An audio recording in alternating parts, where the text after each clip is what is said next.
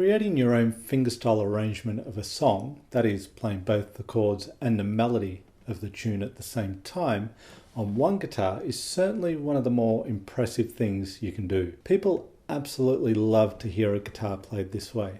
However, trying to do this yourself can be very challenging, and you will probably find many ways to quickly talk yourself out of even trying. Despite what you may think, it's not beyond you to play fingerstyle arrangements on your guitar where you play all parts of a song at once. What you lack are not so much the skills required to do this, but the strategies and methods needed to do so. Hi, I'm Simon Candy from Acoustic Guitar Lessons Online.net. Many people approach playing existing chord melody pieces or creating their own fingerstyle arrangements of songs from the wrong way around. That is, they begin at the end and not at the beginning. When learning and arranging your own fingerpicking arrangements of songs, you need to realize that at any given time there are three parts happening simultaneously. They are the bass, harmony, and melody parts. If you try and play or arrange something with no understanding of this, or you try and do this all at once, you'll find it very difficult. In this lesson, I share with you a very simple three-step method for creating your own fingerstyle arrangements of songs on a guitar using a tune chord I've been working on the railroad. We will break each of the bass, harmony, and melody parts down before putting them together to create our arrangement. Be sure to watch the video to the end to learn of a free resource I've created for you to take creating fingerstyle arrangements of songs on your guitar even further. But first, the most important thing, learning the melody and the chords of the tune you want to arrange and how they relate to each other. Okay, so as I just said, the most important thing, and this is often overlooked, is you are putting the chords and the melody of a tune together. So it's kind of important that you know the chords and the melody separately first and how they relate to each other if you're going to be putting them together. So let's have a look at the melody, right? This is the melody to our tune.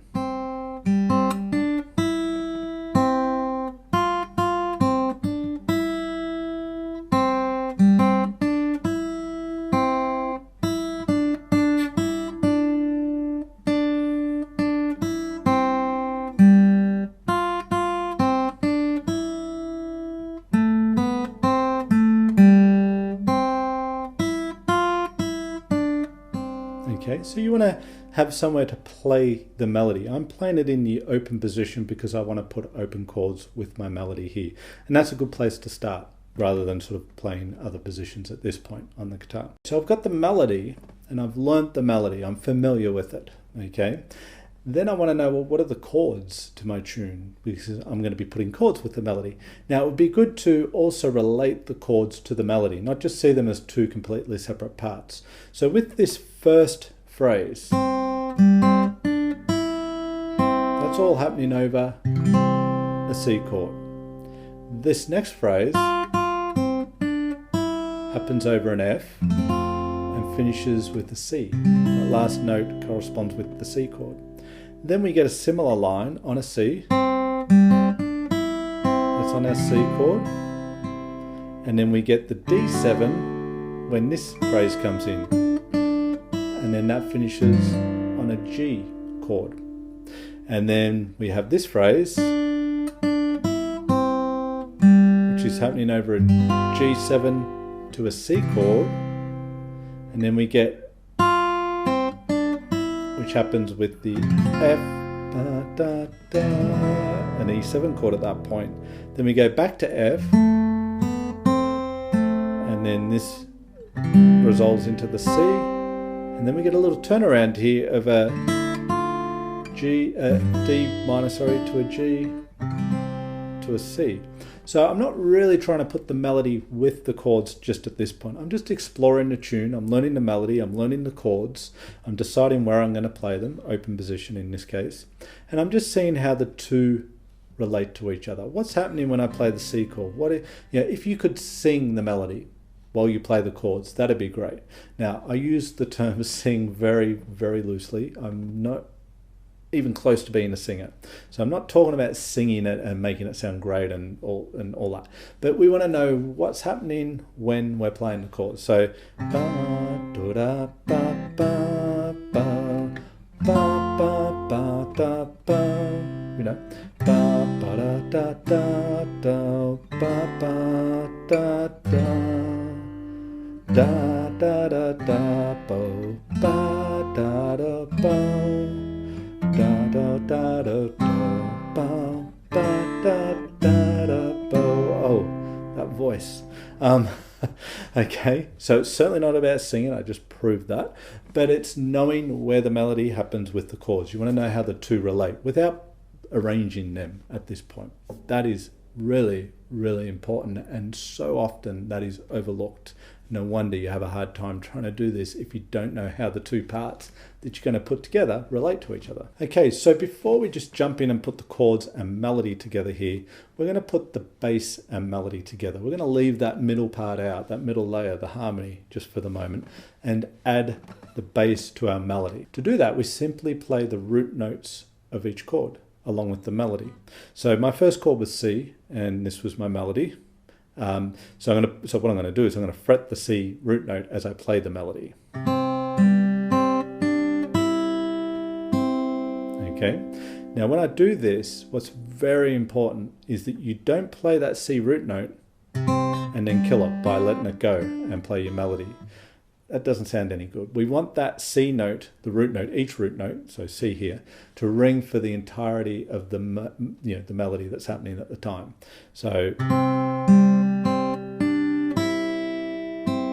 okay, think of it like sitting at a piano and you take your left hand and you take a finger and you play a C note and you hold the key down so the note sustains while your right hand comes and plays the melody up here. That's what we're doing here effectively, but on a guitar, our left and right hand of our piano, like a pianist would play, is all in our left hand because this is busy plucking the strings. That's the approach, bass and melody. So my next chord is F, so I'm going to play an F bass note and then a C for the last note because it goes back to a C chord. I tend to use my thumb to play the F root note here. You could use a finger, that would be fine. Okay. Now another thing, because of the nature of what we're doing here, you will find that some of the notes you play, some of the melody notes, you'll use different fingers than if you were just playing the melody on its own. That's because some fingers are going to be busy playing root notes, in this case, the bass notes. So, that's going to sort of, you'll have to readapt some of the fingering for the melody. That's just the nature of chord melody playing. So it goes back to the C at this point in our tune. So we've got the C root note, and then we go to a D. So I play the open D, and then the G root note on string 6. Okay, then we stay on that G. Back to the C, so the C root note, here comes the F again, and the E. And then we get the F, and then the C, and then the D, G, and the C. So that in and of itself, that's a really nice complete arrangement. It's bare, but it's fine. It's got both parts. We've got 2 or 3 parts essentially. We've got the bass and we've got the melody, kind of the bookends there. In between would be the harmony, which we're going to deal with in a moment. Let me just play through that in its entirety so you can hear how it sounds with the bass, the root note, and the melody.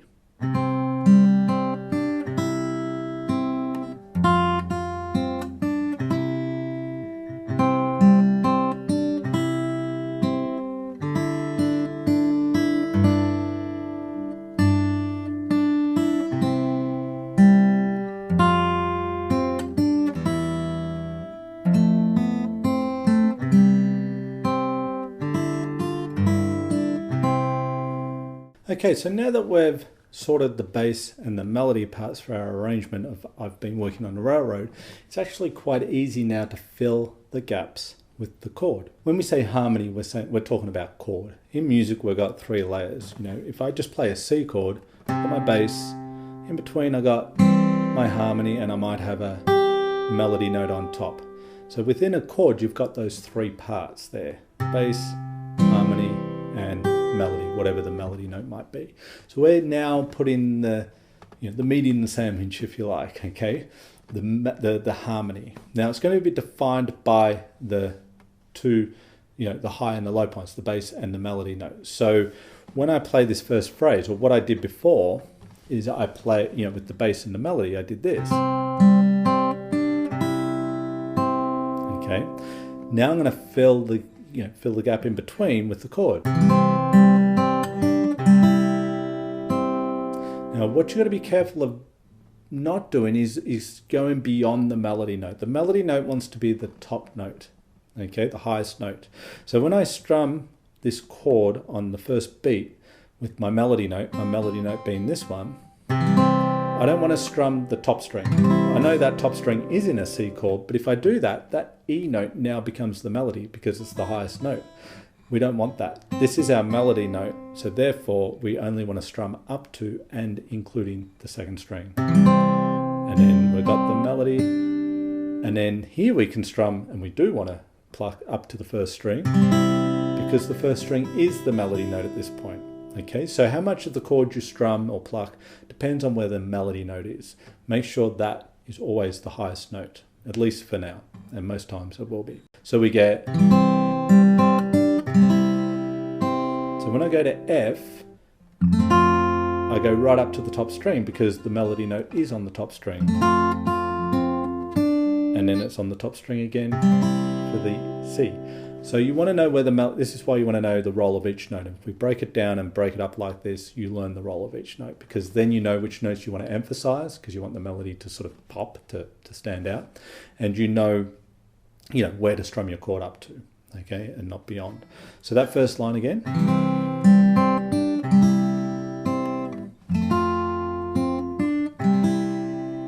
And then the second line similar.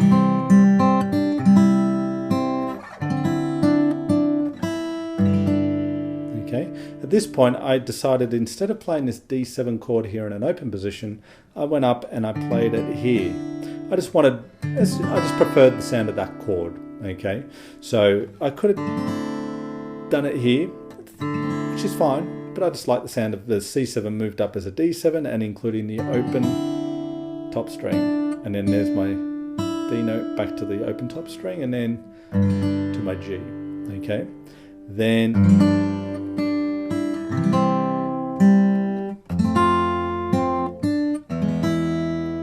now when I get to F here, notice there I don't want to strum it up to the top string. I only want to play it up to and including the third string, because again the melody note this time is the second fretted note on string 3.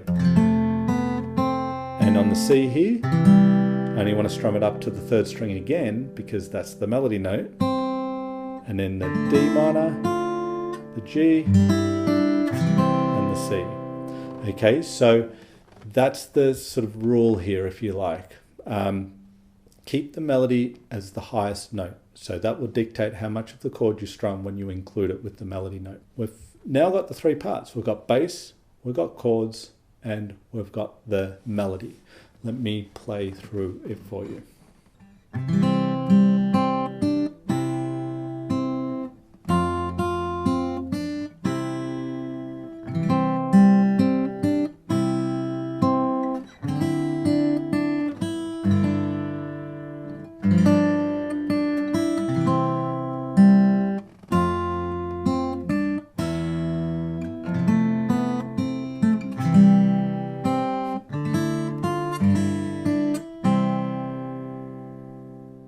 Okay, so now that you've got the three parts down, the three layers, we've got the bass, we've got the harmony, the chord, and we've got the melody. And we can see how we can put all those together. We want to sort of break it up a little bit now, arpeggiate some things and break up the bass from the chords a little bit more and make it sound a little more musical rather than sort of, mechanical as it has so far, and as it should have so far, because we do need to make things sound mechanical and be able to play them mechanically first before expressing them a little bit more musically. We can break things up a bit here, try and arpeggiate some chords. This step is extremely important to have the first two steps down. Bass and melody, filling in the chords.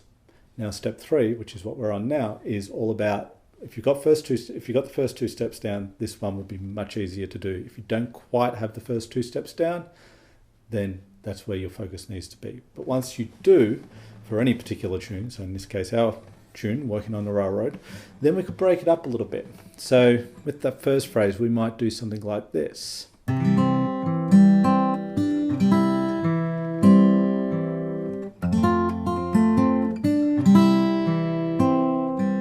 Right, so the sort of gaps between the melody, I'm just arpeggiating the chord a little bit,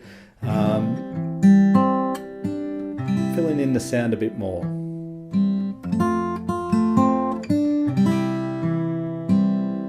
So then I might go.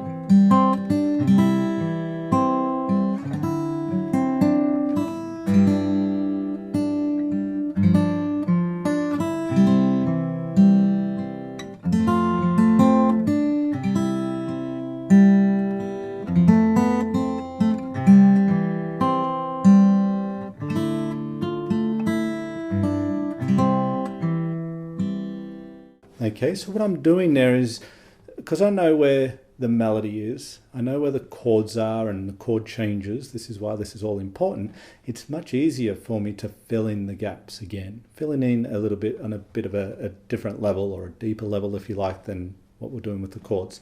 It's kind of like, you know, you've got the melody, but there's space between the notes, and it's that space that you're using just to kind of play out on the chord until the next change or melody note comes. So again, the first two steps are very important. If you find this step very difficult to do, it's probably telling you that you haven't got the first two steps down yet. Okay, so you need to go back and focus on those first. Now, one more point.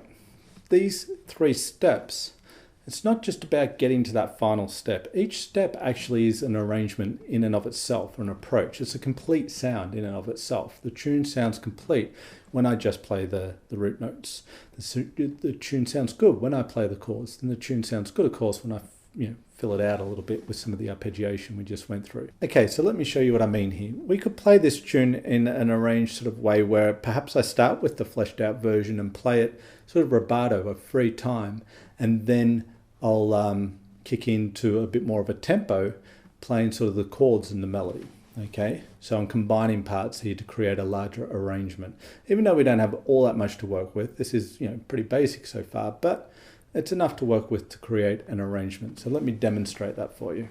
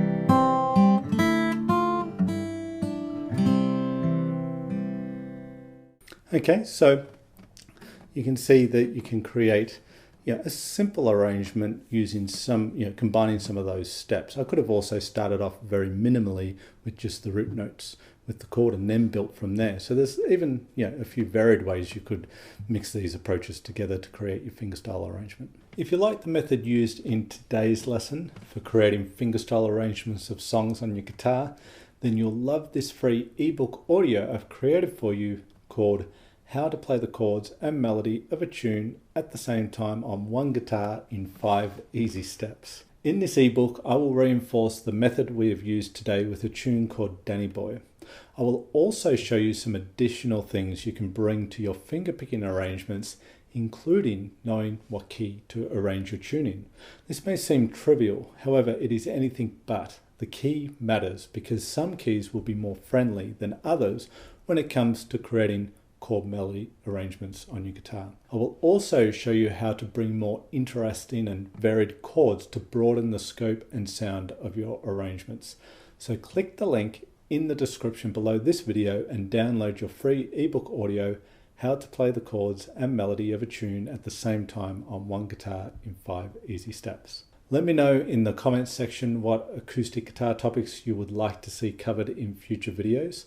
I read every comment and I would love to hear what you have to say. If you like this video, then hit that like button and subscribe to the channel, and don't forget to hit the notification bell button so YouTube can tell you when I have a new video ready for release. This is Simon Candy from acousticguitarlessonsonline.net. Thanks for watching today's video. As always, I appreciate your time and I look forward to seeing you in the next video.